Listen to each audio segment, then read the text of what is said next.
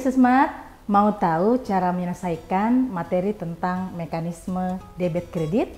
Bersama saya, Ibu Rosmawati. Yuk simak video ini sampai selesai.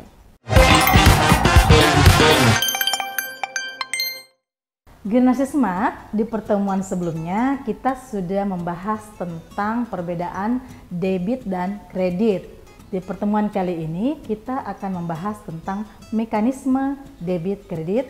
Dengan tujuan pembelajaran, siswa diharapkan dapat menganalisis mekanisme debit dan kredit untuk mempermudah proses penjurnalan dan seterusnya dengan teliti, benar, jujur, dan bertanggung jawab. Analisis fakta atas transaksi atau analisis fakta mengidentifikasi setiap perubahan baik berupa penambahan maupun pengurangan dana di elemen-elemen persamaan akuntansi. Selanjutnya, hasil analisis berupa identifikasi perubahan dana tersebut didokumentasikan menggunakan mekanisme debit dan kredit. Yang pertama, ketentuan debit kredit untuk elemen aset, biaya, dan pengambilan pemilik, yaitu bertambah dicatat di debit, sedangkan berkurang dicatat di kredit. Yang kedua, ketentuan debit kredit untuk elemen liabilitas, ekuitas, dan penghasilan, yaitu bertambah dicatat di kredit, sedangkan berkurang dicatat di debit. Berikut ini ketentuan tentang debit kredit untuk masing-masing elemen. Ya, Guys Smart, silahkan memperhatikan gambar berikut ini, di mana ketika aset bertambah maka dicatat di sisi debit, kalau berkurang dicatat di sisi kredit. Untuk akun biaya, ketika bertambah dicatat di sisi debit, ketika berkurang dicatat di sisi kredit. Untuk pengambilan pemilik atau private, ketika bertambah dicatat di sisi debit dan ketika berkurang dicatat di sisi kredit.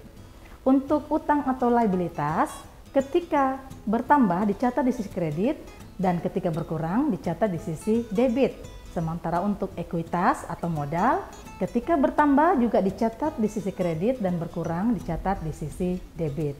Sementara untuk penghasilan atau pendapatan, ketika bertambah dicatat di kredit dan berkurang dicatat di sisi debit.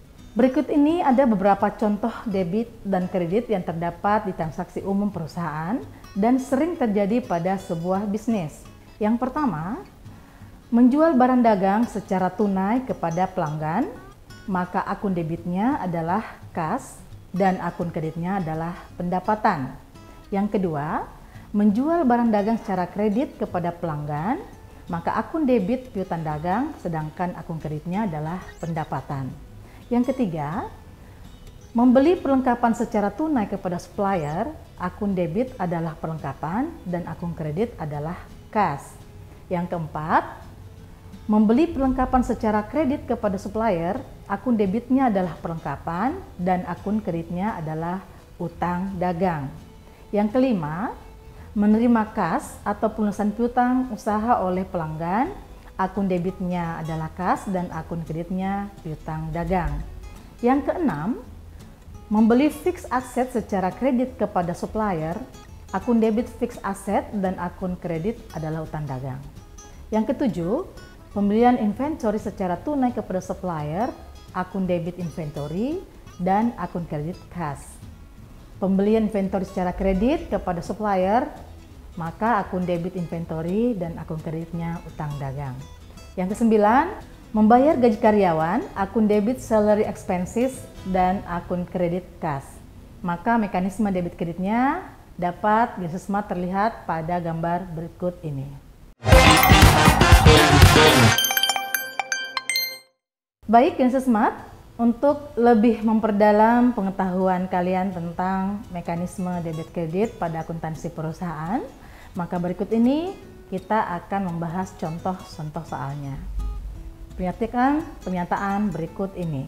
Soal yang pertama. Dibeli perlengkapan seharga Rp1.500.000, baru dibayar Rp700.000 dan sisanya akan dibayar kemudian.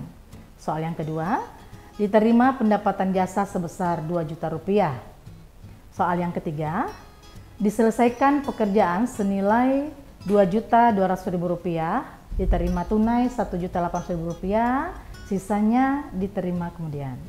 Mekanisme pencatatan debit dan kredit yang benar adalah diketahui untuk soal nomor 1, dibeli perlengkapan seharga Rp1.500.000, baru dibayar Rp700.000, sisanya akan dibayar kemudian. Transaksi yang pertama ini, perusahaan mendapatkan perlengkapan dengan cara mengeluarkan kas dan berutang. Akun yang terpengaruh adalah kas, perlengkapan, dan utang. Mengakibatkan kas berkurang Rp700.000, perlengkapan bertambah dicatat di debit sebesar Rp1.500.000, dan utang bertambah dicatat di posisi kredit sebesar Rp800.000.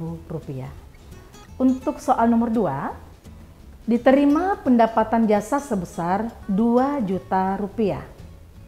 Transaksi yang kedua ini, perusahaan menerima kas sebagai pendapatan jasa dari usahanya. Akun yang terpengaruh adalah kas dan pendapatan. Penambahan atau pengurangannya adalah kas bertambah dan pendapatan juga bertambah. Akun di debit atau di kredit, di mana kas bertambah di debit dan pendapatan juga bertambah tapi dicatat di sisi kredit.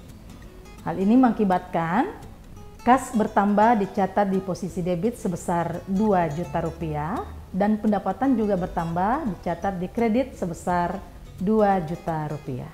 Soal yang ketiga, cara menjawabnya adalah diselesaikan pekerjaan senilai Rp2.200.000, diterima tunai Rp1.800.000 dan sisanya diterima kemudian.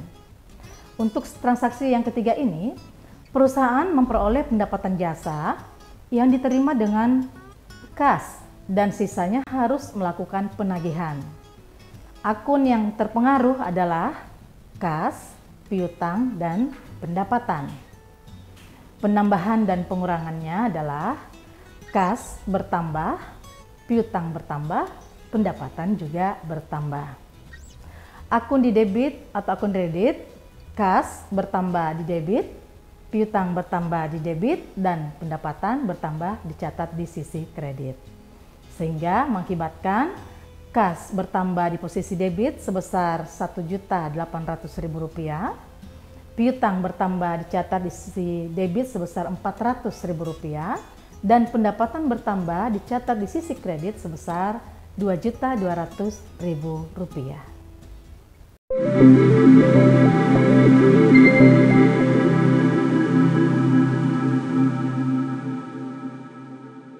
Generasi Smart, demikian video kali ini. Semoga membantu ya Generasi Smart. Sampai ketemu pada pembahasan soal selanjutnya. Salam Smartku, Generasi Smart berkarakter cerdas Kid.